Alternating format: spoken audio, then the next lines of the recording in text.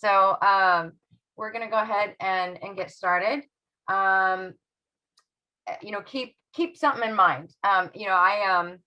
This is a process that I kind of put together. I'm totally still learning all of this myself. I think all of us are just continually trying to learn. So I've had quite a few people reach out to me privately, come to my house, meet me for lunch, and want to talk about what am I doing that is different with my process, because I've been able to kind of be so prolific and be on so many sets, and so I'm just here to kind of share information. Are you guys seeing me on the bigger spot?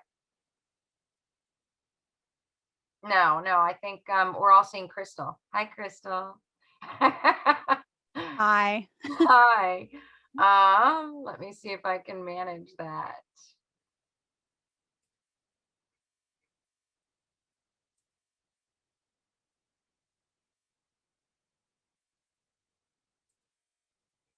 Does that help? Yeah, I'm getting a thumbs up. Everybody seeing me? Okay, cool. Yay. Hey, Kristen, just saw you there. Awesome. Um, so, um, so that's that. Everybody stay muted. I'm basically, I think most of you know me, but I'm a producer, a first AD, I script supervise, and I also am an actress. So I've been a part of well over 60 different productions, short films, feature films, industrials, commercials, kind of music videos, a little bit of everything. I think the only departments that I haven't actually done on set are actual camera operations and editing. I've kind of jumped in and helped out in so many different areas. And every time I do something new, I learn something new. Kind of the coolest part is that I've only been in this industry since 2018. And I don't think all that many people really know that. I think most people just kind of assume I've been doing it longer. And no, I've only been doing it for a few years. And, granted, I went from working on mostly paid or unpaid projects to now working on mostly all paid projects. So that's been a nice progression over the last few years. I am now also head of production for a teeny production company, Dame Media. And, now I regularly, have paid work as a producer, first AD, script supervisor, and an actress. I can't pick which side. And so I had a few people that are like, no, you have to pick. I'm like, no, I don't have to pick. I like them both. And they can take it from me when they rip it from my cold dead fingers. So I was able to quit my job in August of 2019. I really worked really hard that first year, 2 years, to kind of get, that was one of my goals. In a couple weeks, I'm headed to Oregon as a producer and lead actress in a feature film, and wouldn't have had something like that 2 years ago. I don't think I was ready. Then in May, I'm off to New York to first AD for another feature film for a guy I worked with in the past, and that one's already slotted for Netflix. So I think work begets work. And yes, I started out doing like all free stuff, but it progresses. And I think some of the biggest thing is the hustle. So that's what I'm going to talk about. And it's the same process that I use for acting as I do for looking for crew positions. So really no different. So I think it can really, if you get one thing out of this, then awesome. And I don't say any of that to like brag so much as it's a lot to accomplish in a relatively short period of time. I was really focused. I had laser focus. Was it exhausting at times? Yes, absolutely. And throughout most of that, keep in mind I was working full time, a 40-hour corporate job. And most of you know I'm married. Um, Great guy, by the way. But and I have two kids that were in high school at the time, that were into sports and drama and all these activities. So this I had a lot going on. So I think I'm no smarter than any of you. That's I don't look at myself as all that special. I just um found a kind of a knack that worked for me for the hustle. So that's what we're gonna really talk about. I mean, everybody that's on this call, uh, this is a pretty much 100% freelance business. It doesn't, really matter if you're wanting to be in front of the camera or behind the camera or do some of both.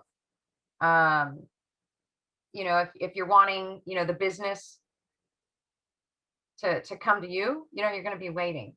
A lot's going to pass you by if you're just using kind of like one avenue or one strategy to get work and submit yourself to different things. So we're going to really talk about kind of the hustle, what I do, what it is, and why you should have something in place. If you have a process, maybe some of the things that I'm doing might help you restructure it. I'll talk about some of the tools that I use to help me be kind of nimble. Because as you know, you find out about a gig, and if you're not submitting, you're not on it, they're going to fill it. They do this with casting all the time. I mean, they may give you till 5 days to get your audition in, but if they find someone on day 2, they stop looking, and your audition will sit. No different with crew. I'm crewing up right now for the film we're doing in Oregon, and there's tons of talented people. I just need to find one of them, and once I find them, I'm checking that off my list and I'm moving on. So it doesn't matter, that maybe there was someone better, but I found someone who had all the gear. I like their attitude. I think I can work with them well. They seem like good people. And you move on. We're going to talk about kind of self-discipline, because that's a hard thing. I always used to say in business that the first appointment you'll break is the one you make for yourself. So if you have a meeting with a colleague, well, you're probably going to show up to that. But if you schedule development time for yourself, oh, you'll break that. I got a headache, I'm tired, I'm hungry, every excuse in the book. So we'll talk a little bit about that.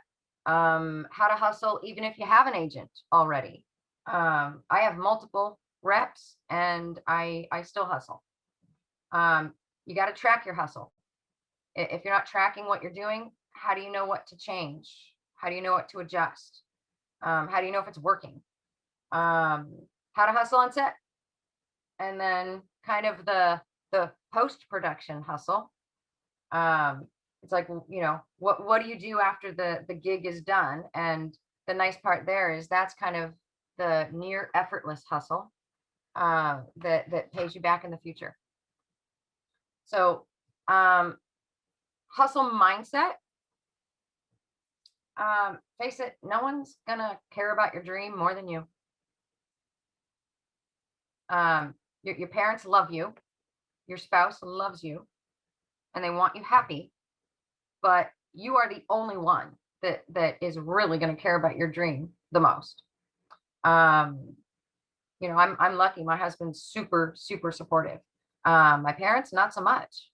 They'd love it if I literally got a job as a receptionist in a bank, because then I'd at least have some low paycheck I'm getting every 2 weeks at a job I'm miserable at. And that would make them very happy. And so, we may have family and friends that support us. I think a lot of us could probably tell each other stories all night long about people that haven't. I think it's it's a freelance industry. It's scary. They care about what's the best for you. but this is something that, if you've made a decision to do it, I think having the hustle to crank and try to get as much time on set working and building up, your career, to where you're getting more and more paid work. That's crazy important. Um, it's completely up to me whether I make it or not. I mean, I'm the only one that's going to be able to make that happen. No one's going to give it to me, and I don't expect anyone to give it to me. I may be a nice person. I may have lots of talent, but if I'm not doing the things I need to do to get the job done and get myself out there, that's on me. I think fear stops most people from even starting, even considering it. I know it did for me for years and years. This was something I wanted to do. Never thought I could. Never thought that I could, because I didn't know how. And then I'm married. Then I had kids. Well, I can't. I got to support the family. I can't. Yeah, I'm too old. I'm too this. I'm too fat, too skinny, too tall, too short. Everything. We'll talk ourselves out of it. And so that's something that everyone's got to just kind of work on themselves. A lot of people leave the business for the same thing: fear, finances, all of that. It's hard to be successful when you're operating from a position of fear.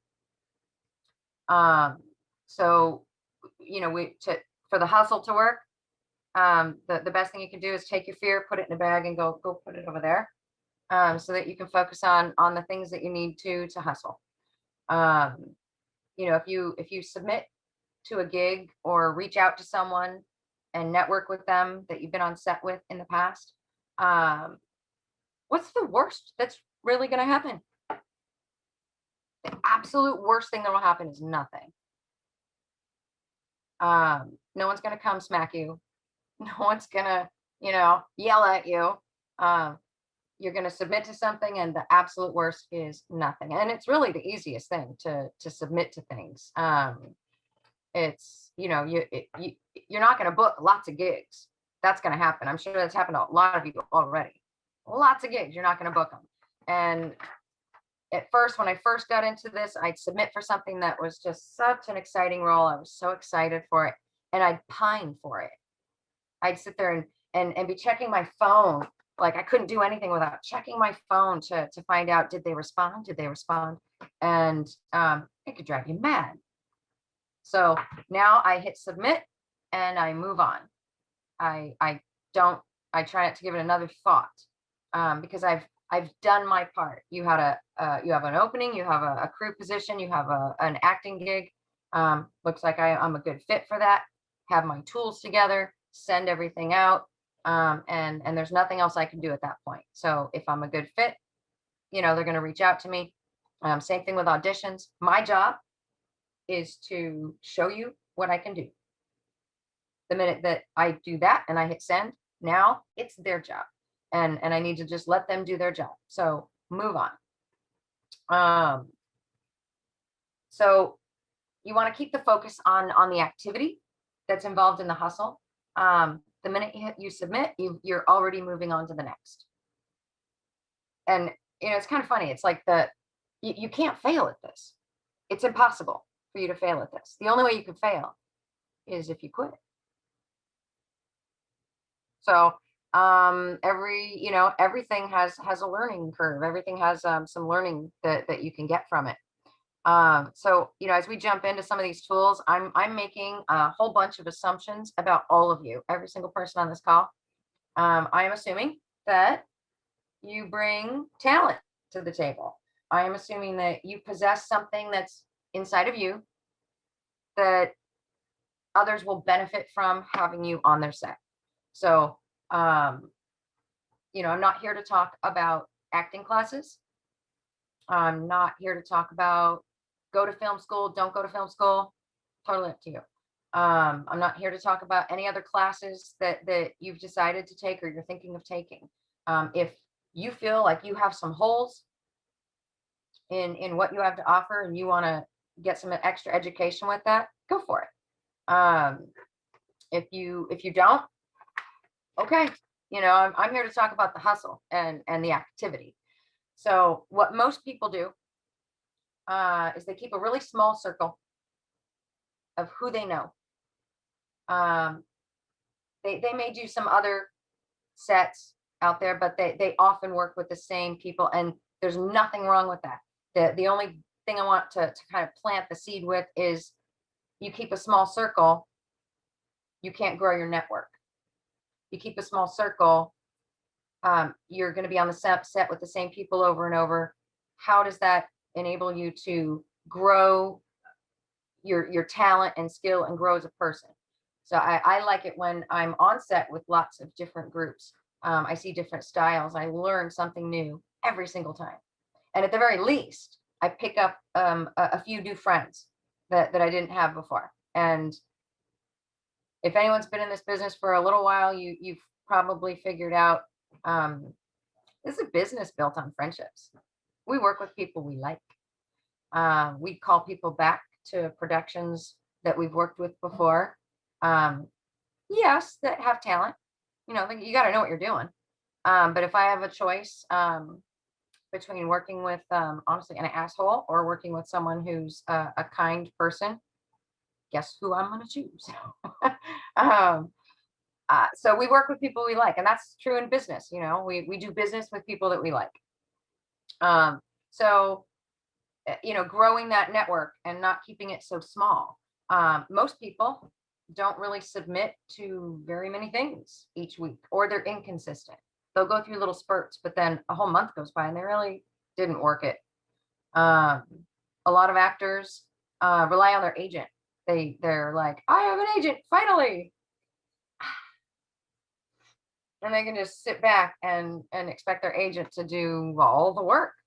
And they don't self-submit. So if anything, I hope that this will all help you guys become kind of what I call a gig hunter. Go find them. There's tons of jobs. There's stuff filming everywhere, all across the country, all across this state, all kinds of different projects. You just got to open up your mind to find them in different places. So I'm going to pick on actors a little bit right now. The same's true for crew, but actors often, like, you know, you talk about book rate. What's your book rate? Depending on the market you're in, book rates will vary. If you're in a big market, your book rate's lower because there's a whole lot more competition. In a small market, like we're in Florida, in Orlando, it's a small market, so the book rate should be higher. There's less overall competition for different jobs. I know it doesn't feel like that sometimes, but I'll talk a little bit more about it later. But the point is that in a small market, if you're only going to book maybe 8-10% of the time for projects you audition for, and that'd be good. That's like good book rate. You should be maximizing your hustle. Otherwise, you're just spinning your wheels. So you really need to think about, well, okay, how many times do you want to work a month? How many projects do you need to be submitting for to get auditions for, to then have callbacks for, to then get booked, to book 8 to 10% of those. If you submit to 50, and I don't know, I mean, that it sounds like a lot. I think most people don't submit to 50 things in a month, crew or cast. I'd be shocked if a lot of people do. If you're getting a 20% audition invite, you know, you submit to 50 and 20% of them ask you to audition. I mean, that's 10 auditions. You're going to book one. That kind of sucks. One, you'll book one. So with those odds, if you're really relying on just one avenue, your agent, or periodically going and checking stuff on Facebook, you know, you're going to be lucky to have one job a month. And if you hustle, you can increase that. There's no reason that any of you can't increase that. So if you're going to submit to all these projects, then you need to be efficient. And I would say you need to have your tools already ready so that you can move fast. You don't need to be, you can't be going to put all that stuff together. You have it already done. I don't know, maybe a show of hands. How many of you, is there anyone on this call that's like really never been on set before? I'm assuming there might be a few people. You know, there's some new folks out there. If you've never been on set before, you need to get on set. Come hell or high water, you need to get yourself on a film set. So one of the number one things is Facebook groups. There's probably 30 to 40 Facebook groups just for kind of the Florida area, Central Florida, Tampa. There's a ton of Facebook groups. You can just go onto Facebook, go onto groups and search your state name or your city name and the word film. Hit enter, and it's going to populate a whole bunch of anything that fits. So there's groups for filmmakers. There's groups tailored just for actors. Join all of them. Join every single one of them. Casting notices and crew notices get put out everywhere. So I would join every single one. If you've never been on set, then you can look for some of the unpaid roles and, you know, submit, follow the instructions and submit to it. That's what I did. I mean, at one point, every single person had no credits, and then you had a credit. So how do you think they got it? Someone gave them a shot. So you need to get on set. Ideally, something that's even a short film, something with, a little bit of line, something that you might be able to get some footage for, because you're going to want to have a demo reel. Do a few of those. Get some of those under your belt. Now, once you do that, eureka, you have something to put on a resume. And I'm not getting into, like, on this call, how do you put together a film resume? Tons of research, resources out there. Google it. So create a film resume once you get a gig or two under your belt. You may have even also finally gotten, an IMDb credit or two. You may have a few credits.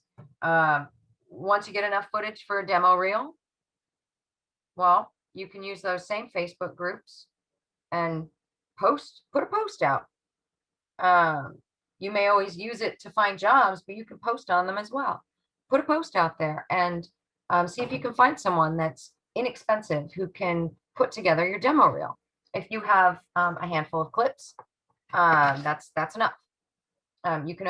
You'll replace those clips as you get better and as you get better roles and better footage. But this gives you something to start with. So every major city has just a ton of these Facebook groups. You can join all of them in your area. If you've been doing this for a while and you're frustrated because you don't feel like you're booking enough, we'll start branching out. Every city has them. If you are looking to, I'm ready to start doing Atlanta and start doing work in Georgia, go join all those groups. Schedule in your calendar, like whether you use your phone, physical calendar, I don't care, but this is important with the hustle, is scheduling it, because you got to hold yourself accountable. Schedule 1 to 2 times per week where you scroll through those different groups. You can go to Facebook, go to groups, it'll list them for you, and it'll let you know exactly when someone posted something last. If something hasn't been posted for months, skip it. But if there's active people posting all the time, jump in there, look through, see what you can find. And submit.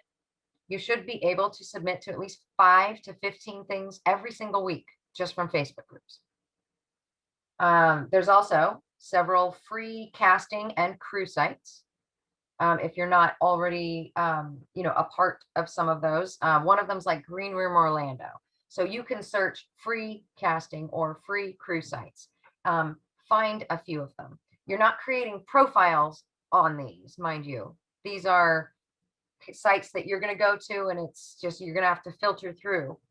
They might let you search and put some search criteria in, but you should be able to find a few things every week from there. Green Room Orlando is a good one that's local, and I think most cities have a few different like free casting websites that you don't have to pay for. but you can submit. Lastly, if you can afford it, consider, something like Actors Access, casting networks.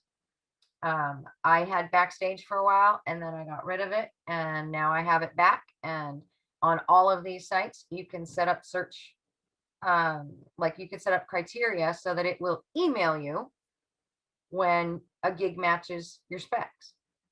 So, well, that's a time saver. So now I just have it dropped into my email and I can skim through it and it's super easy. You're going to go through the time and trouble to create a profile and keep it up to date. You should be able to find at least 5 to 15 different things to submit to off of those. So you're going to schedule a few hours, an hour or two, a few times a week to start, and force yourself to go through and that's all you're doing during that window of time. You're not surfing on the internet. You're not doing anything else. You're just focusing on finding those gigs. Some weeks you're going to have a ton. Some weeks it's, this business has ebbs and flows. There may be less, but overall, you have, so all these groups that you're now submitting to, you may even have an agent. Now you've got something on your resume, you've got a few credits, but you're really trying to get to the point where you're submitting to anywhere between 50 to 100 different projects at least every month. Because if you want to be working 3 to 5 gigs a month, that's what you need to do to get them, is be submitting to at least 50. 50 will get you maybe one. So we need to start really on that front end, loading the funnel with lots of different submissions, so that you can have the chance to have 3 to 5 gigs a month. It's going to be hard if you're having to, every time you have something you want to submit to, you got to start from scratch with a little letter and go find where you can't remember what headshot should I use. And, God, Mom, I didn't update my resume. And, if you're having to do all of that every time you submit, you'll never do it. Right? You will never do it. I know I wouldn't. That's insanity. So I'm talking, number one, about cover letters. You don't want to be cookie cutter, but a lot of these, Facebook, they're like, send me all this information. Here's the email that I want you to send it to. On some of the casting sites, same thing. They're going to give you an email. On the paid sites, you're going to submit through the paid site, but there's a spot for a cover letter. Some projects you may not feel the need to use it on. I don't use it with every single one, but for the most part, I try and say something. Having been on the other side of that, assisting with casting, I can tell you that I'm not reading your novel. I don't have time. I'm looking through literally hundreds and hundreds of submissions. I want to get a feel for what kind of person are you? Are you a cool, chill person? Are you going to be low maintenance for me on set? Do you have a good attitude? Do you seem happy? Do you love this business? Do you have the skill set? Do you have the gear? Let me check out your resume. Let me look at your demo reel. But the cover letter, I can't tell you what to say word for word because I'm not you. I'm me. And what I would say might not be what you'd say. But it needs to be your voice. It needs to be upbeat. Highlight a few of your skills briefly. Maybe mention your most recent project that you just did, or a character, a similar character that you just recently portrayed, or briefly talk about why the character they're looking to cast resonates with you. But again, short, brief. They don't need a novel. If they ask for something specific, make sure you respond to it in your cover letter. Now you want to save that cover letter kind of as a draft. I hate form letters. I'm not advocating a form letter. I'm advocating the bones. So for crew, if you're going for more crew positions, make sure you highlight a few key characteristics about yourself. Like for mine, they can see my resume to see all the stuff I've done. But I want them to know what kind of person I am. So I'll talk about, how I'm more of a positive person, and that I'm a please and thank you kind of person. And I want them to know that if you have me on your set, I'm not a complainer. I'm going to work hard. I'm going to help out, and do it with a smile on my face. So above all, just keep it brief, keep it informal. This business is not corporate. Don't be formal. I would recommend be a little bit more informal. No text speak, things like that. Use actual sentences and punctuation and all of that. And express how excited you are about their project, about this industry. Be genuine. They can absolutely tell, and I can peg a form letter the second I get it. And not usually because they say to whom it may concern, although a lot of them do that. Never do that. If you don't know the name of who it is, and sometimes they're a little cryptic and they don't want you to know what their name is, I literally will be like, hey there, and that's my salutation. And never, to whom it may concern, or casting director, or anything like that. But have the bones of a few different cover letters. If you do a few different things, you should have a cover letter, the bones for each. I keep mine literally in my Google drafts, in my email drafts, and I just leave it there so that way gig comes up, I'm on my phone on Facebook already, jump to my email, copy it, paste it into a new email. Now I'm gonna tweak it for anything I can find in this posting that intrigued me. What pulled me? What did I see about this position that got me excited? So that way you tweak just a few things, and be sincere. Make certain you followed every single little submission instruction. And sometimes it's a bit much if the instructions they give us on how they want you to submit, what they want in the subject line, how they want your files named, questions that they want you to have answered, that they want the slate at the end instead of the beginning. Really pay attention to those details. Now, the important part, hit send and move on. You're done. If you're struggling to get enough footage, so that's a big thing I hear a lot, and I experienced it too in the very beginning, is, well, okay, I need a demo reel to book the job. But in order to book the job, I don't have any footage. I'm doing these gigs, I can't get footage. I'm struggling to get other gigs because I don't have footage for a demo reel, and it becomes this like circular thing. It's very frustrating. Certain crew positions could potentially experience that as well, like lighting or whatever, if you are dependent on getting footage to then put together a demo reel for your talent. Something to consider is potentially finding a small production company in your area and pay them to put together a demo reel for you. That's certainly something that I can do.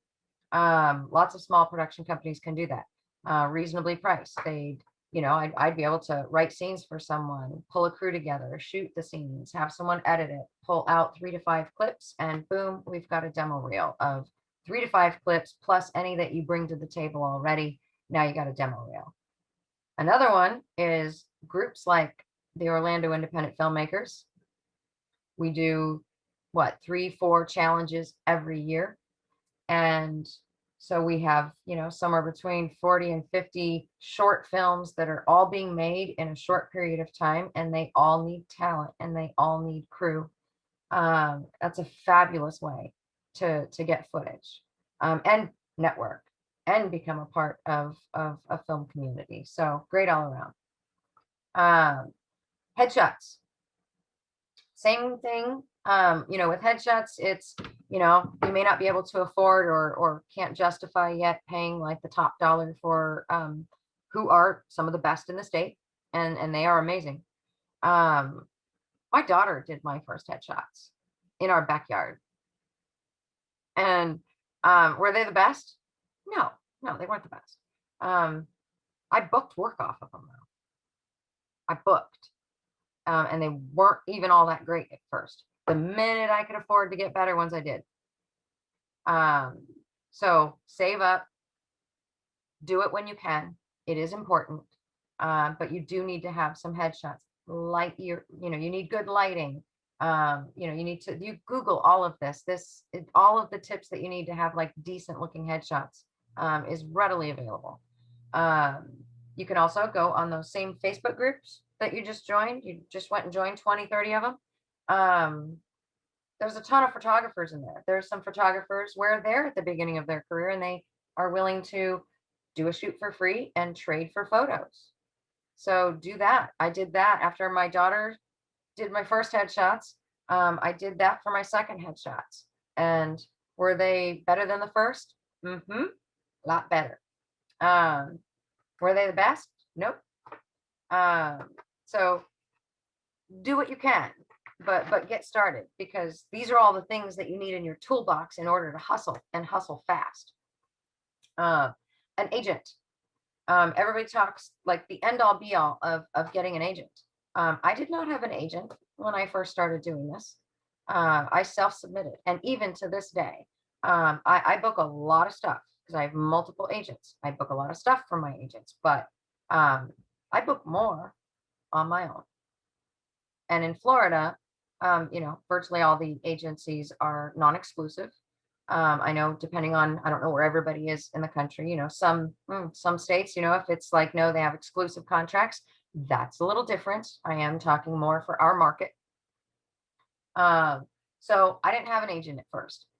Once you have some work and you have some work under your belt, you've got some professional headshots, you've got a good demo reel, then I'd recommend you start maybe looking at trying to get an agent.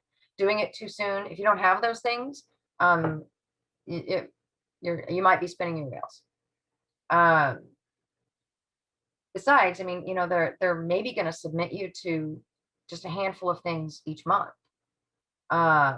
So I would not put all my eggs in that one basket.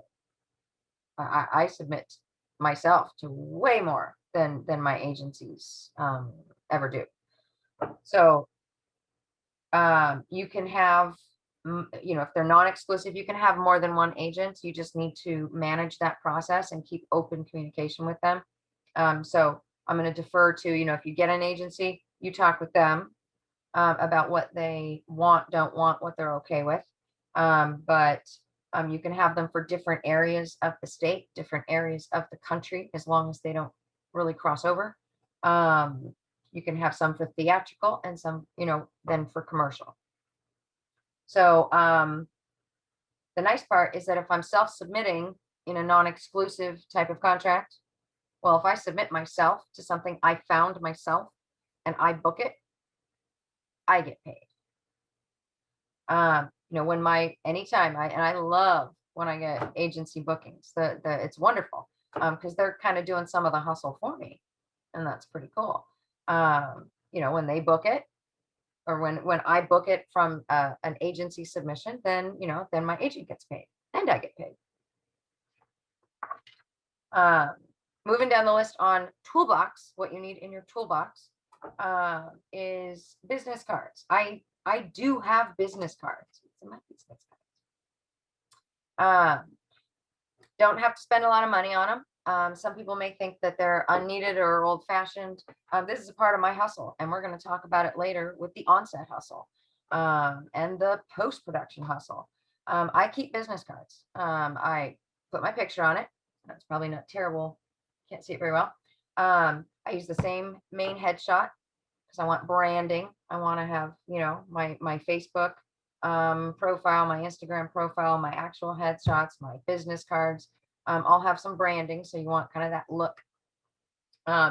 I had these printed up. I think I got 500 for 20 bucks. So I recommend have business cards. It's a pretty inexpensive and easy way to kind of show that you're a pro. It's really a big thing. I know that a lot of us do this. We get on set and you make friends with everybody, and you're like, "Ooh, what's your Instagram?" And everybody's like, sharing social media sites, and I do it too. But I always make sure to follow it up with an actual card. So I don't know if anyone's like me, but if I meet 3, 5, 10 new people on set, and yeah, you got them on the call sheet. I pull info off call sheets all the time. But some of those other folks that, we swapped info on social media, that aren't we going to maybe get kind of, unless you like, they're your new best friend now, they're going to kind of get lost in the shuffle. I'm not going to be first of mind to them. They met me once on set. But giving my business card out 9 times out of 10, if they have a card as well, they'll give it back to me. And if I networked well on set with them and feel like, you know what, I want to work with this person again, then they'll go in my phone. I add them to my contacts and usually put a note after their name or in the note section of my contacts, where I met them, what the production was. Another tool that a lot of people I think don't think of is we always think of tools as inanimate objects. The tools are physical things, out in the world. And I look at readers as for more the acting end. I look at readers as tools in my toolbox. My husband is my primary reader, but he's not available all the time. I have many times where a gig comes up and he's out working. And so I would highly recommend that you find 2, 3, 4 different people that you reach out to like this on purpose. Reach out to and be like, hey, I'm trying to focus on my acting, and I want to make sure that I have some good readers available for me when I get an audition. If it's also an actor, let them know you're happy to read for them too, and build yourself a little team so that when you get those last minute audition requests, you've got some people to reach out to. Every once in a while, I get someone on Facebook who oftentimes it ends up being, it's someone that I might be Facebook friends with, but I've never met them. And they live in the area. And if I'm close by, I know how it feels. I know exactly how it feels to have that stress. I'm like, yeah, where are you? And we'll go meet up somewhere, either my studio or theirs, and get that audition done. Actors make fantastic readers, I think. But anyone can be a decent reader for you. But I would recommend be purposeful with it. Create a team, and have them kind of ready, so that when you need it, they're there for you, and return the favor when you can. So I'm going to switch gears just a little bit and talk about something else that I do with my hustle. So if you think about it, you're doing all this stuff. Gosh, you're submitting to all these things. You've got auditions coming in, or you're trying to get crew jobs, and you're submitting to all these different positions. It's kind of hard to keep track of it all. And that gives me anxiety when I feel like I'm like, God, I don't even, well, did I do that audition? I thought I did that audition, and I'll start feeling like I'm losing my mind. So you really need to have a way to keep track of all of this, but in an easy way. If you don't track what you're doing, you want to book more, and you want to, book more acting gigs or book more crew gigs, you need to start tracking it. You can use any system you want. Don't use mine if it doesn't work for you. I just use a Google spreadsheet, Excel. Create, columns for the stuff I care about at the top, and throw a little formula in at the bottom so that I can, track my book rate. I don't keep track of every gig I submit to, because I'm trying to submit to, like, well over 100 things a month. I don't really care about that part, as long as I submit to things and I follow the instructions, and I'm okay, this is something I'm qualified for, or I want to do, or I love this role. I submit to all sorts of things and then move on. I'm not even thinking about it anymore. But when they reach out and want to schedule a call or want to do an audition, that's when I start tracking. So I put it in my tracker, the who, what, when, where, and how. So that way I have all the details. I know who the person is, what the production is, where is it, how much does it pay, what are the dates if they listed them, what date did they reach out to me that they wanted me to audition, when is the audition due, and then at the far end of the column is did I get a call back, and did I book the job, and formula at the bottom, so I don't have to sit and do the math all the time, so that I can know how many total projects I have auditioned for when the year ends, and what my overall book rate is. With any process, it's hard to know what to fix at what point along the way if you're not tracking anything. So if I'm suddenly not booking all that well, and I can go back and look, I can go back and look at every one of those auditions. I even track what I wore, because if I do an audition and I wore this shirt and I have my hair just like this, if they call me for a callback, I'm going to wear this shirt and I'm going to have my hair just like this. So I'm not going to change a thing. So if you want to really hone the hustle and start seeing kind of more business, really stepping it up, but you got to track it. Because that's where you can course correct as things go along. Plus you're also going to get, I don't know about you, but I get I get things from my agent for auditions. I get things that I submitted to off Facebook, so they may then Facebook message me. Okay, that's a second. So email and Facebook messaging. Then I'm a part of like 3 or 4 different casting services that I pay for. They're going to send messages straight through that service. Some people may call me, some people may text me. You have communication coming from however they chose to communicate with you. I'm never going to remember. I seriously will just never remember how they reached out to me, and I'm going to have to go look at every single one. But if I use my tracker, I can actually look at it and be like, oh, that was from backstage. So I can now go straight to backstage when something comes up with it. So it saves me time. It's a lot to keep track of. Yes, I'm not gonna lie to you. It's a lot to keep track of. But if you're not tracking it all, you have no idea how you're doing. So use whatever works. Another thing I do with my hustle is I'm old fashioned. I keep an actual like audition notebook. So I throw the big stuff, the 30,000 foot view goes in the tracker. The nitty gritty goes in here. I will still print it out, but I want to make sure I don't forget. So I want to get it in my calendar if it's due a week from now, but I want to do it in 2 days. And I just kind of write the little summary of the details of the job. And that way I can hold myself accountable, and I scratch it off once I get the audition done. Because that's what the notebook's for. It's just, I just need a place to keep track of, did I do it? Did I not do it? Because there's just too many different things. And so, stupid little thing. When the audition's done, line goes through it. If I book it, I may circle it, but that's it. Simple, stupid little thing. I keep it with me everywhere I go. So if I'm out and about, it's in my car. If I'm at home, it's with me. If I'm on set, it's in my bag.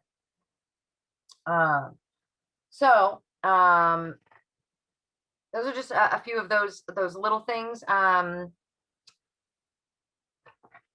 I can't stress enough, too many people just kind of like fly into this business we don't know what we're doing. We're kind of learning it as we go. And if you're not tracking anything and you're not keeping track of it, and you're not holding yourself to certain goals, it can feel like flailing.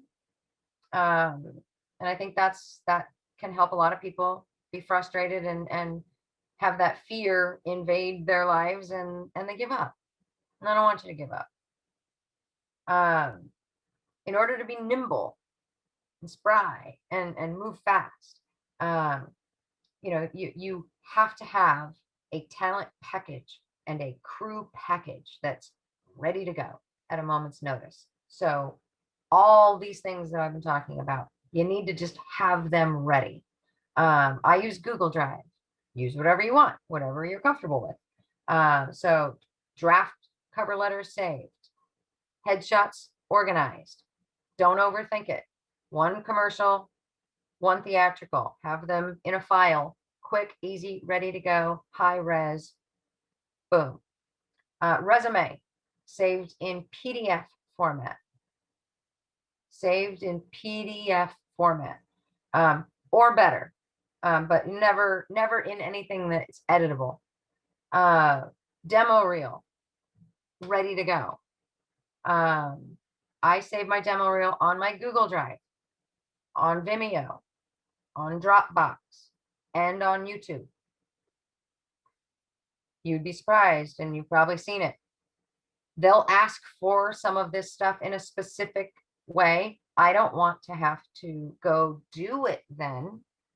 Have it done already. That's a part of your talent package. Business cards. I keep them with me at all times. I always have, I have a little case. It's in my purse. I keep some in my glove compartment. When I'm on set, they're in my bag. So I just have them with me all the time. So let's just pretend you just got back from set. Recently you just completed a gig. Congratulations. Don't forget to go update all your stuff. Don't need to do it the very second. I don't, if I don't have time. But I will, just like I schedule a few hours a week, every week, to be going through the Facebook groups, the open free sites, the paid sites. I do that, I schedule time to do that. Just like this, I'll throw a recurring thing in my calendar once a month. And that's the day that I'm going to go update all my sites, update, Actors Access, Casting Networks, Backstage, any other sites that I'm in. I will go take a peek at my resume, make sure that gig gets updated, and now a new version is saved as a PDF. You don't want to, you may have just done something really awesome. You may have just been an AC on a feature film, and it's the first time you've done that. So maybe kind of exciting. You want that on your resume, because what's going to happen is you're going to forget, and then a gig comes up that you are hot to submit for, and you forgot to update your resume. You don't get the job because they don't think you have the experience, but you might have if they'd have seen that awesome gig that you just did. So I try and just schedule it and just go make myself do it. It doesn't take much. It takes a few minutes once a month. So I would recommend you do that, and force yourself to do it if need be. And that's kind of where self-discipline comes in. A lot of this stuff that I'm doing, it's like, you may hear it and be like, yeah, I can do that. But will we? And a lot of that is self-discipline. It's hard. I know how it feels to go work a 40-hour job, get off work. I just work 9 hours. I'm tired. Come home. I've got kids. I got to make dinner. The house is a mess. The dog's barking. It's all this stuff, and making there be time. I prepared my environment and said, hey, honey, going forward Tuesday and Thursday night, can you help me? Because I'd like to have a few hours so that I can do this thing that I need to do in order to advance my career, and talk to my kids and let them know, nope, I'm on work time. So if it's not urgent, I'll get with you a little bit later. So, having the self-discipline to just prepare your environment, let everybody know this is what you need, and then doing it. commit to doing it. It's not always easy.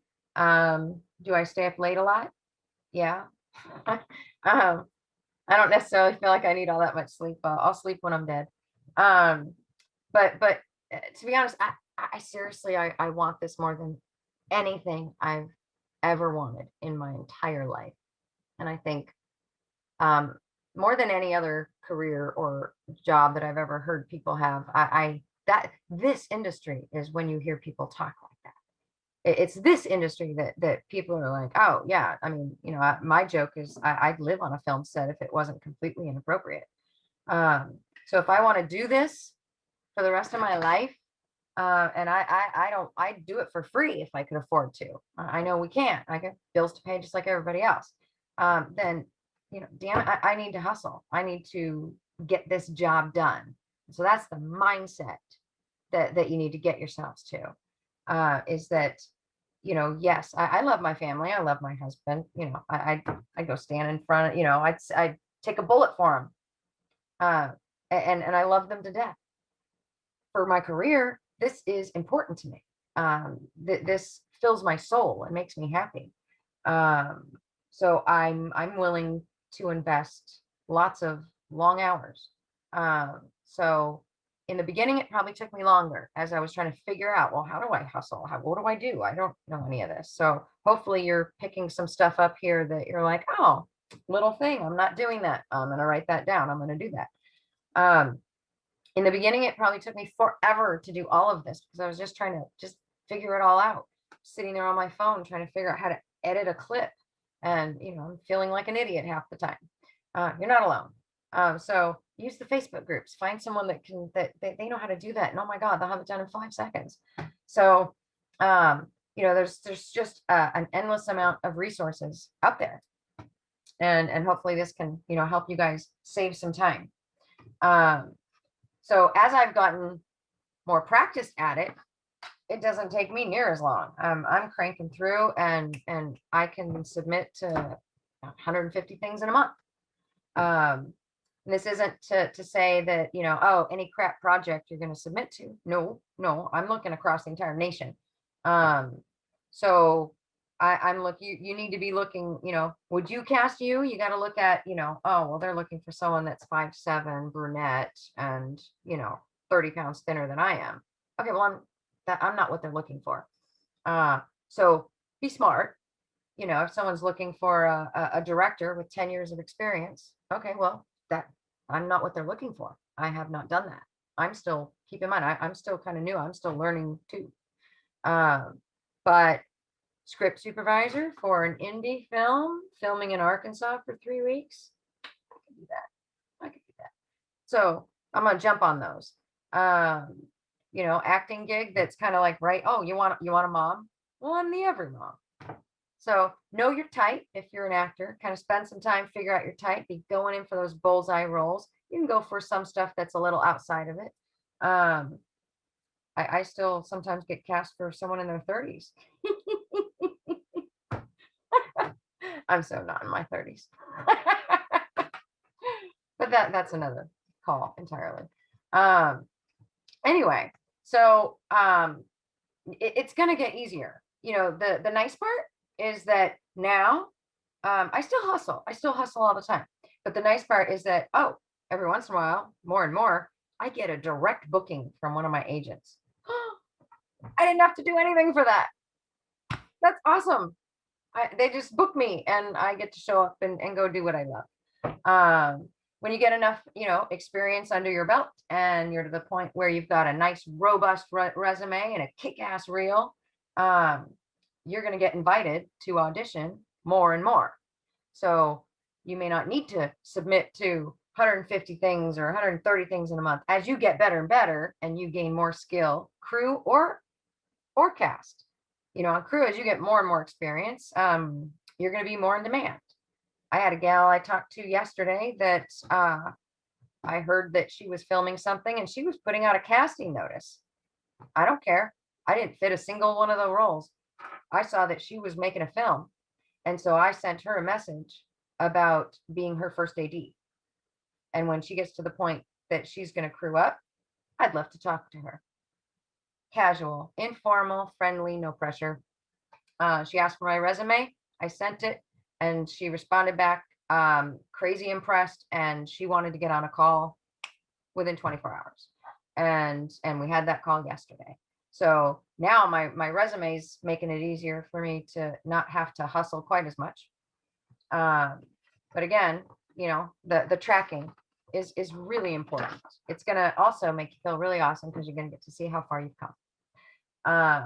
So everything goes on the spreadsheet. I'm not sharing the actual document here, but I promise each of you, if anybody, you know, wants kind of me, I can take my stuff out and kind of leave the headings. I'm happy to share if someone wants it. I've already done the math and everything's all put together. So Facebook message me. I have no idea if the chats on here are like saved. Maybe Lenny could nod his head if like the chats are saved. Okay. So if someone wants it, I'm happy to share it. I can put it on OIF's page. You know, it's stupid little spreadsheet, but it works. And if it works for you, then you can have it. I think I mentioned also on my tracker, I track wardrobe. I track hair and makeup. So whatever I do for an audition, I track all that. If you get a call back, I don't ignore the little voice that tells you to do something different. Don't do that. Just wear the exact same thing. 9 times out of 10, that they ask for a callback because they saw something in you that they loved, and now they, you know, let them see that again. So one of the cool things is I started tracking all of this beginning of last year. No, I lied. Beginning of, in 2019, I built the tracker. So last year was like my first complete full year using it. And it was kind of nice to know that, okay, I don't know if we have anyone on here that's like in the LA market, but from people I've talked to that are kind of established like SAG actors, like a 2 to 4, 2 to 5% book rate is like that's pretty normal. That's kind of what you're working for. So again, small market here in Florida, you know, I'm figuring 8-ish. You know, I'm a half glass full person, so I'm like 8 to 10. I booked at 27% last year, and I did well over 100 auditions. So I had, and I made some stupid little post about that because I was kind of proud of it. And I had a few actors literally like from LA, New York, that were pinging me that were like, I haven't had 100 auditions in my career. And they've been doing this for a few years. And that was me in 1 year. And again, I don't look at myself as anything special. I just, my husband calls it a bee in my bonnet. He's like, when you get a bee in your bonnet, you just like go straight. And I'm like, yeah, I guess I do. It's that self-discipline. It's the hustle. And I find it actually very appealing. I love that I get to create kind of my own destiny with this. I love that, you know, I got that. I booked that. That feels really good. So I'd be tracking it. I also track my callback rate. And, you know, if I get a callback, what's my chance of booking the job? And I don't even know what the nationally or big market, what the rates are for that. But if I have a callback, I have an 81% chance of booking that role. That's sick. So I will be a fan of tracking forever. So, oh, sorry, you're hearing my husband yell. Sorry about that. Anyway, the nice part is that it'll allow you to tighten up your process. It'll allow you to find out where the holes are in your process. One of your holes might be, you know what, I'm submitting to a ton of stuff and I'm not having anything to add to my tracker because I'm not getting any auditions. Okay, in that sense, you might want to be looking at your package. What's wrong with your package? Something might be wrong with your headshots, your resume, how you're communicating in your cover letters, the clips you're using in your demo reel. There might be a flaw with your tools. If you're getting auditions and you're not booking anything, okay, well, you're getting the auditions, so your tools are working, but you're auditioning and you're just not booking. This is where you got to be willing to look in the brutal facts in the mirror, and maybe you start getting some outside feedback from some of your other actor friends to help maybe find out, well, what is it? What's the thing? If you don't know what it is, maybe you're not being as believable as you need to be. Maybe you keep going out for roles that really your personality might not be a good fit for, and so it's not believable. It could be any number of things, but it'll at least let you know where you need to work on. Right now, a lot of callbacks are done via Zoom. I sucked at Zoom callbacks at first. I didn't know where to look. I was like looking at the wrong thing, or I was sitting there staring at the camera, and so I'm coming off as an amateur, but I'm sorry, I'm old. I got to get used to this whole Zoom thing. And I'm much better now.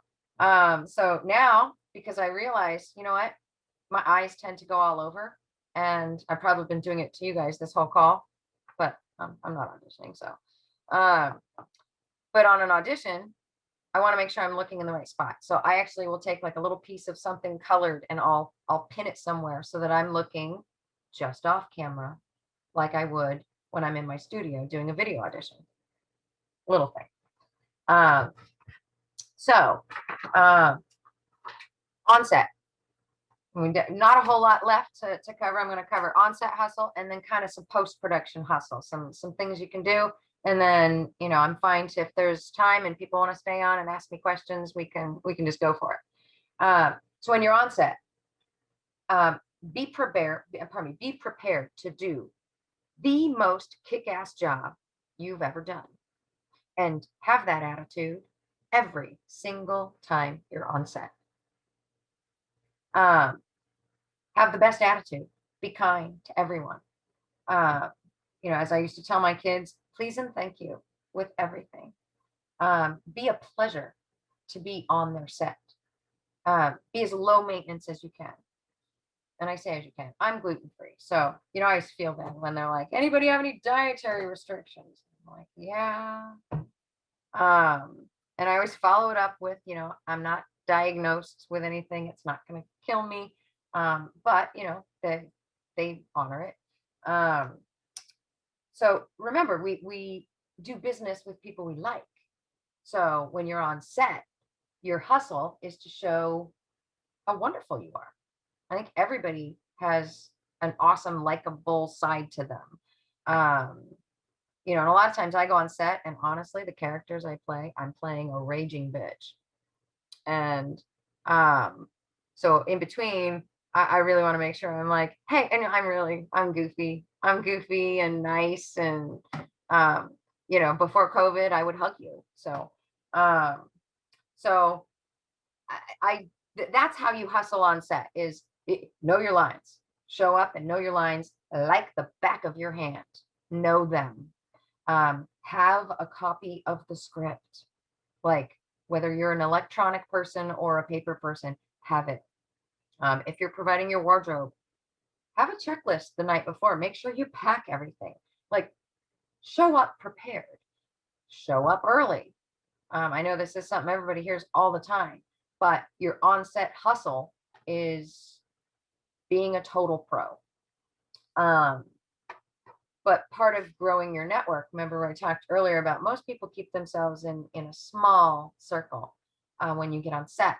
You should set a goal for yourself that, on this production, I am going to truly make myself meet. I want to meet at least 3 new people. I want to expand my network by 3 people. And I hate networking. Hate it, hate it, hate it. I don't look at it as networking on a film set. I'm making a new friend. And again, this business is a business of friendships. And so I don't care if I'm on a free set. There could be some industry pros on that set or some future industry pros on that set. And I like to work with great people. I like to work with people that, you know, they know their stuff and they've got a great attitude and they're just a pleasure to be around. And I just enjoy them and I want to work with them more. So I'm going to try and meet 3 new people and give them my card. May not at the moment, you don't want to be shoving it at them. But by the end of that production, I've made at least 3, 4, 5, you know, kind of new friends.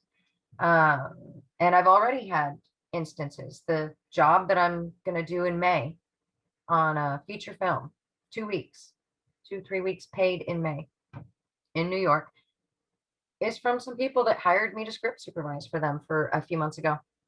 It was a short little gig, and they reached out to me and just said, you know, we absolutely loved working with you. You are amazing, and we'd love to have you back. And I'm like, absolutely. So I started as script supervisor. Reaches out to me the next day. He's like, wait a minute, didn't you also say you first AD? I'm like, yeah, I do. And kind of shared with him in a casual, friendly, short, brief way my little pitch on how I view the AD position. And boom, I'm now the AD on this project that's going to be on Netflix. And that's the Onset Hustle, is making friends. And I think that's, you know, that's pretty fun, pretty easy. So expand your network. Nothing wrong with working with some of the same folks. I have several people that I work with over and over because I love them to death. I love them to pieces. And I'll probably continue to do that. I might always do that. And now I have a soft spot for them, but I'm always also adding and working I'm looking at work in other states. I didn't start out that way. I started out looking at work just here in my area. And then you go out a little bit more and now I do some Tampa stuff, and you go out a little bit more, did a gig in Jacksonville, maybe something in Miami. So as you get more experienced and more comfortable and better at the hustle, then you can expand it, and it gets easy. It's easy to expand it once you kind of have some of these things down. Covered onset. So now post-production hustle, it's really just 2 strategies here. That's it. You know, the gig's done. You already did it. You had a blast. Everyone had their little love fest, swapping social media, and all the pictures are being posted everywhere. Maybe the director was amazing. Maybe the producer, man, he was just such a nice guy. Loved the producer. Maybe the DP at lunch told you a funny joke. Doesn't matter what it is. Think of some of the memorable things that happened on set like that. And send them a quick email after production and say thank you. Say, you know, it was awesome to be able to meet you. I hope that we get to work together again. Just some kind of reference, just reach out to them. That helps to build more of a connection. You already met them. You already kind of liked them. They did an amazing job. You did an amazing job. So just a little follow-up. Doesn't have to be much. Keep it simple. Keep it informal. Keep it nice. And make sure you include your contact info. Just be genuine. Be casual. No one wants to be stalked, but everyone wants a compliment. I know I do. So the benefit to this one is it makes you feel good, and you just made them feel good. And now you can move on. You've moved on now. It might not be for a year. It might not be for 2 years. It might be a week later that person has some other gig that comes up, and the producer's like, well, you know, we really, our AD just quit. We need to get another AD. I don't know. Do you have any ideas? Well, that your name might come to mind then. And I have had this happen. The thing I'm doing in May, I came up in conversation and they reached out to me. And was it because of the email I sent after the production? Was it because I came to set and I was totally professional, friendly, had a good attitude? Was it because my cover letter was good and my resume was in good shape? Yes, to all of it.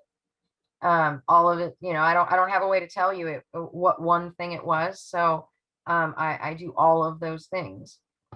Again, I'm assuming that, everyone that's on this call is here because the thing that in the film industry that you want to do is all you want to do for the rest of your life.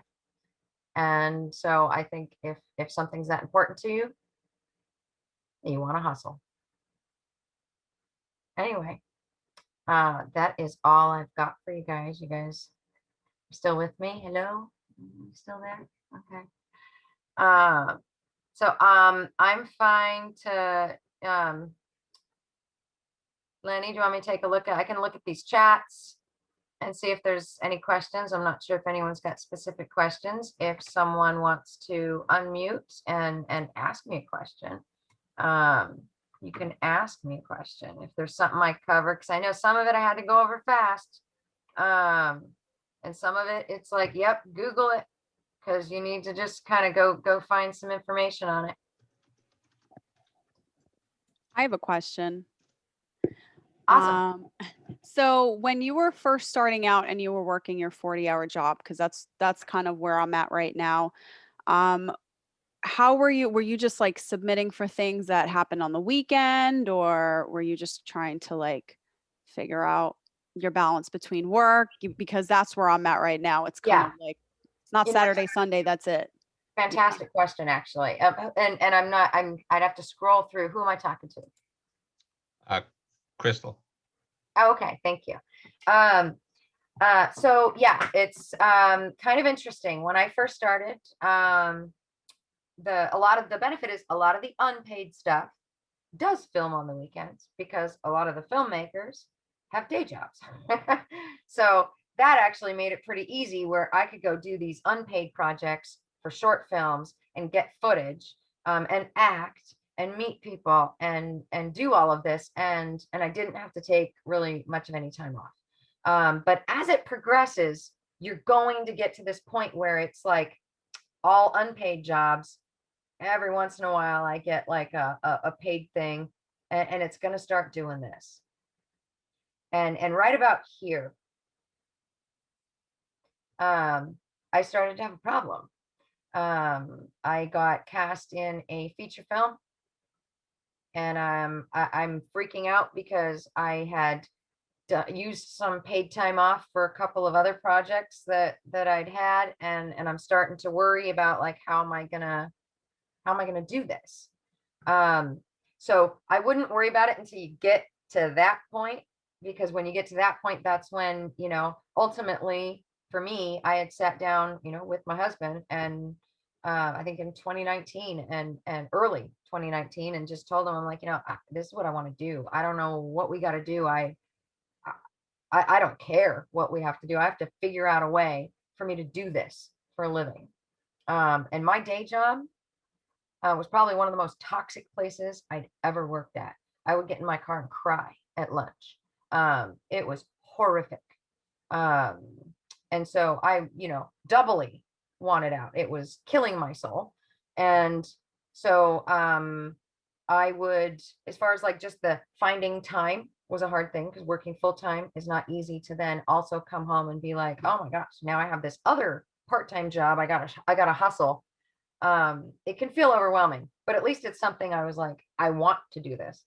So I would take my lunch break and go sit in my car, find a shady place, and I would work on my hustle, whether it was working on lines for a gig I'd booked, that would be one of my hours of finding things to submit to, getting my tools together. So I'd use that time. And then in the evening, honestly, I went to work, came home, cooked dinner, and then probably, if I'm going to be honest with myself, I probably sat down in front of the TV for 2, 3, 4 hours vegging. I bet everybody does it. But yet Well, I don't have time. I don't have time for this. I don't have time for that. I eliminated TV altogether. Period. And I gained 3, 4 hours in the evening doing something that I was super energetic and excited to do.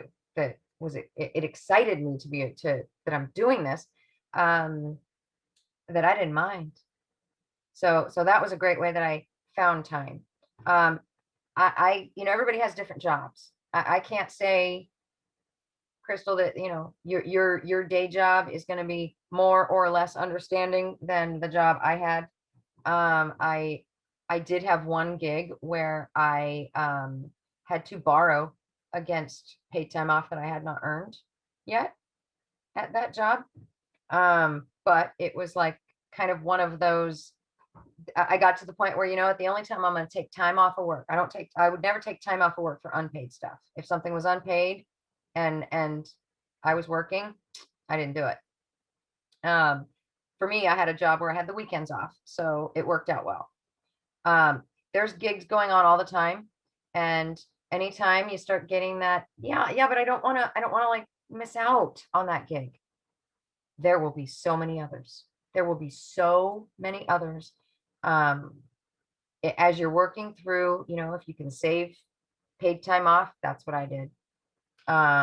Some people have gone to, their bosses to say, hey, I got cast in this film. I'm gonna need a week off and I don't have the paid time off. Can I go unpaid for that week? As long as it's a paid gig that you're acting in. Everybody's situation's different and everybody's financial situation's different. So it's got to be something that you're comfortable with for now, but if you're doing it right, you're gonna get to this point where you gotta figure out which side of the fence you're gonna jump off of.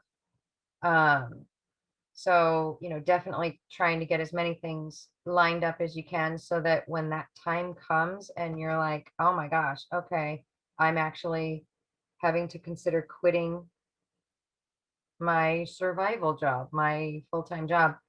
A lot of people get a side gig in place.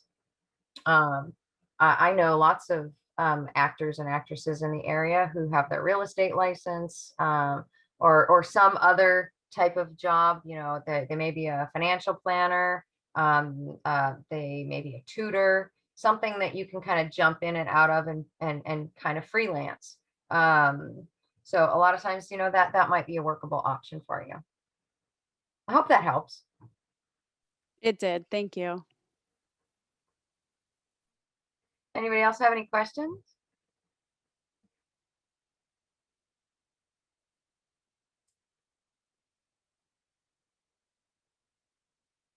Forgive me, I'm scrolling through a bunch of chats to see if there's any questions popping in there.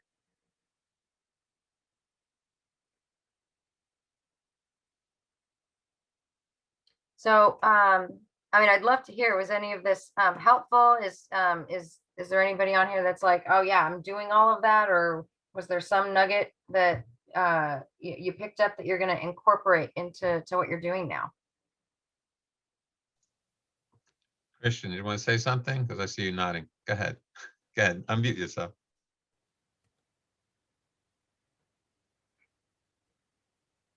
Still can't hear Christian.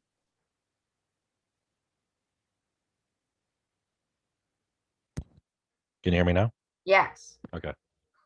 I was just saying it was a lot of good info and a lot of stuff that I could start incorporating.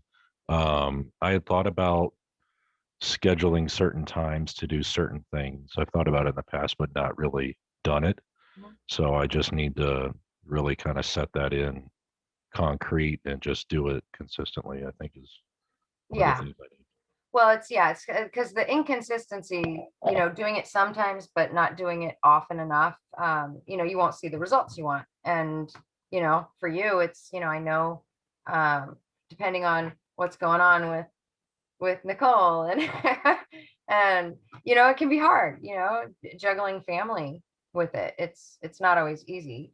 Granted, for me, my kids were in high school when I kind of got into this.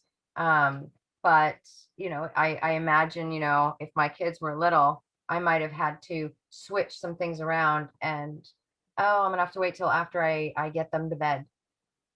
to then go have that undisturbed hour or two to be able to do it. And it, it doesn't have to be, I mean, you could do 3 or 4 times a week, an hour at a time, if that's kind of all you can spare those chunks. But I actually schedule it like in my phone. I schedule it. Because otherwise number one, I won't remember. And I need to hold myself accountable. Thank you. You can do I definitely think that'll help. it. I'll always be a reader if you need it. I appreciate it. Actually, I was gonna hit you up and say I'll gladly come read for you too. So Thank you. Yeah, no, I think I look at it. It takes a village, man. You're kind of, no one's going to care about it more than me, but gosh, we have a lot of people around us that are talented and I love it when I see someone else succeeding in this industry. That makes me happy. So, all right. thank you, Danielle. Yeah, thank you. Thanks for coming. Well, I don't have anything else for you guys, so we could just keep sitting here staring at each other unless anybody has any questions. I hope you guys got something out of this. Janice had a question in the chat. Yeah, I do. So I'm just curious, how did you get most of your out-of-state jobs? Because you briefly mentioned the one about the New York, but just how do you do those? Yeah, it's going to be probably a little bit different with everyone. Because again, I don't keep a small circle. I've got a pretty kind of wide net that I work with. So the job I'm going to in Oregon next month, I'm the producer, and I was the producer. That's what I got hired on to do. That one came from Backstage, and it was almost a fluke. I was like, I've produced a bunch of stuff. I have not produced a feature though. This will be my first feature that I'm producing. I've done several shorts, and I do producing for Dane Media, but I hadn't done something. This will be like the biggest thing I'm producing so far, and huge education. Oh my gosh! But I submitted to that thinking, I could do it. I know I can do it. And so, yeah, the writer director reached out to me, and I think more than my resume, it was my attitude. He liked my attitude, and he felt like, yeah, we could work well together. And we've been working together for 6 months pre-pro on this. And yeah, we work really well together. And then I got the acting role. That just, that wasn't handed to me, by the way. Just because I was the producer on it. I flat out told him, I'm like, I play moms a lot, and I really resonate with this character. I love this character. So if I audition for this character, you got to treat me like everybody else. And he ended up casting me for it. So that's how that one came up. They're different. So it's like, the strategy for that was I held myself accountable and did my time looking through some of those sites, and I submitted to it. And I literally submitted to it and then forgot about it. And then it was a few weeks went by before he even reached out. And I got to go look back up to remind myself, what was that thing that I submitted for? I can't remember. And so that it was really just being timely with submitting. That one was Backstage. But again, I've gotten things off the Facebook sites. I've gotten things off some of the free sites that are out there. I've gotten, I get referred now to other productions. I have people reaching out to me, and to be honest, if I forget to ask where they heard of me from, I don't know where they maybe someone handed them my business card. So, oh yeah, call her. I don't know. And then like the Miami thing, or not the Miami, the job I'm going to have in May, where I'm going to New York. That came up because I script supervised, and I got that one off Mandy. So it was like for crew. There's there's Production Hub. There's Mandy. There's a bunch of different sites. So that's what I'm saying. Everything I'm saying is not just for actors. I use these same things for crew, because keep in mind I do both. So submitted to that one. And for me, honestly, it was timing. I feel like it was timing. I submitted for it, and there's not a lot of script soups out there. There's just not a lot of us. I don't know why. I mean, I think for me, it's like organization is quite a turn on for me, but most people don't dig it. So they got a script soup that was interested. And so honestly, I don't think they had any others. And so me having self-discipline to make myself do that time submitting to different things got me that job. And because I did that job, now I've got a kind of almost scary, crazy big job in May. And that's like you've heard of the director, you've heard of the some of the talent. Like the DP's done big things. That came from, just hustling. I have another question also. So what advice would you give to actors that want to get more crew positions that have little experience in crew? Because you've worked in so many areas. So like, how did you learn how to do those things? Yeah.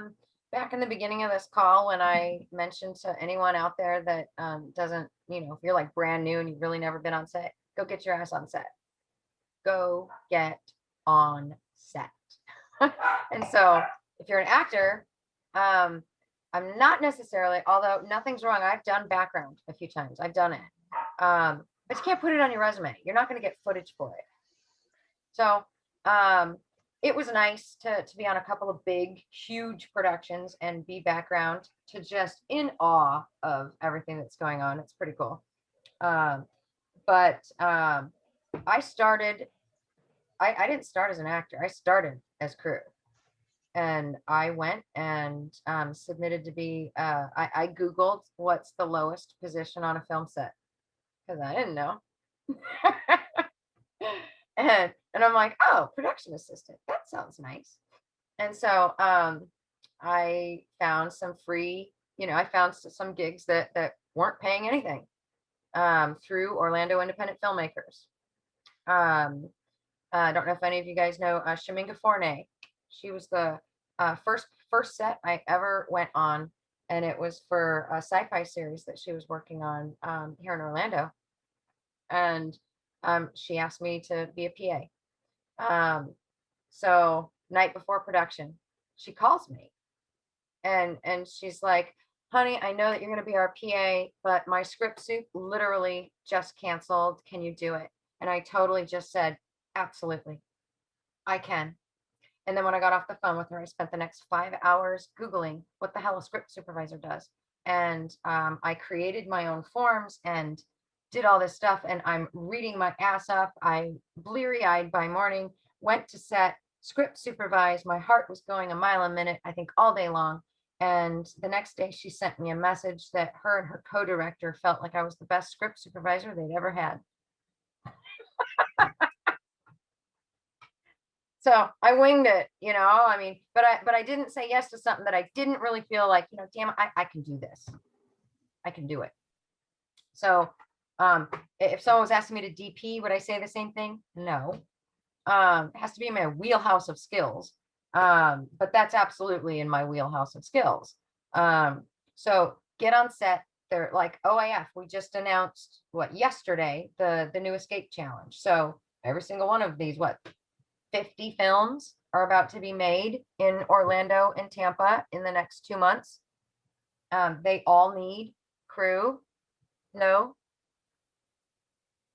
they all need crew. So you can submit. And what I did was reach out to productions and be like, hey, I've got 15 years of experience in the corporate world running call centers. But I'm good with details. Because of that, I'm a really good communicator, and I'm good at organization. So all that business experience taught me a few things maybe you could use. I'd be happy to come on set and PA for you. I'll make sure everyone's got water. I'll clean up the set. I can set up C-stands, and anything else that you need, and I'll do it with a smile. And you're not going to have any trouble having productions that want you to come work for free as a production assistant. Because because we always need them. So that's kind of a good way to start. Get on set. I didn't even think I'd be acting. I was set to just like, I'm going to be crew because I'm too old. I'm too old to be an actress. And sure enough, after a few productions, some talent didn't show up. They stood up the production. And so they're like, can you go do this thing? And so I was a softball coach for my first role, and it was just like a little walk-on thing. And then I started, and then it happened again, and then it happened again. And, but I stayed doing the crew stuff. And so I started keep learning more and more. For me personally, I think that having done just about every job that there is on set for crew makes me a better actor. Now, not talent, either you have it or you don't. And if you don't have it, go take acting classes. But it makes me a better professional actress on set. Because I understand what every single person on that crew, I understand their job. I know what they're doing. And I know what I can do to make their job easier or harder. And, so I want to work with these people again. I'm a professional. So I'm going to do what I can to help make their job easier. I'm not going to do their job. I'm going to do my job. But I have just an incredible understanding of that, that I didn't have before. And when I'm on the crew side, I completely understand what actors are going through and how I can do my job to help them be more successful in their job. So it ends up being quite symbiotic. And I don't think I'll ever pick one. I enjoy doing both, but I used one and found the other. So, you can do that too. I think that, it helps to make maybe a more rounded actor. If, I've been on set with actors that didn't know what a slate was. They didn't know they're like the clappy thing. And I'm like, that's the slate. They didn't know what that person was called. They didn't know what in the world that first AD did. And they certainly didn't know what a script supervisor did. They thought it was like, I don't know, a director's secretary or something. I mean, a lot of talent that they don't understand what other people's jobs are on set. And I'm not saying you have to be an awesome actor.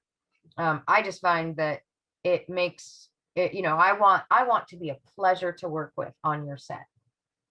And so I think me knowing my way inside and out on a film set helps.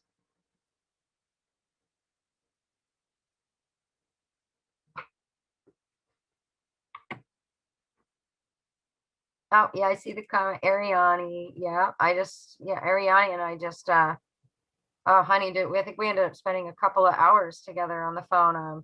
She's got a script supervisor gig that she booked, and she kind of followed some of my advice to just book it. You can do it. And so her and I spent a few hours just talking through how to actually do that job so that she can be prepared. All right. I think we're probably wrapped. You guys are awesome. We started at 8. It's 9:42. You guys are amazing. Any last calls? Anybody have any questions before we bid you adieu? I just want to say thank you, Danielle. I think by reading messages, I think you've been praised by everyone here. Great job. It was, I've gotten comments like it was real, which kind of connects with people a little more directly. So that's great. And just thank you for doing this for everyone. And hopefully we'll have you do another one day, or maybe something else. Absolute pleasure having all of you guys. Thank you, Lenny, Sevilla, and the OIF, and all of you guys. You're amazing. And definitely, reach out to me on Facebook or Instagram, and absolutely, and we can connect. And if you have any other questions, feel free and reach out. All right. Good night, everyone. Thank you for participating. Good night. Good night.